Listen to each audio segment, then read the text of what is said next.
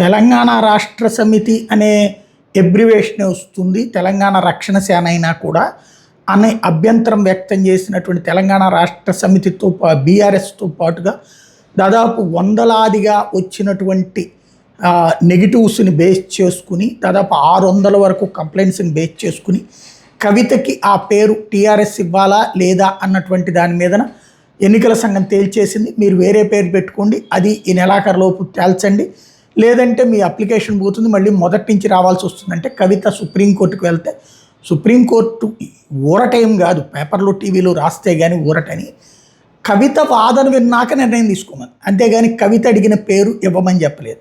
నిర్ణయం ఎట్లాగూ ఈసీ తీసుకుంది, వాదన విన్నాక కూడా అదే తీసుకుంటుంది.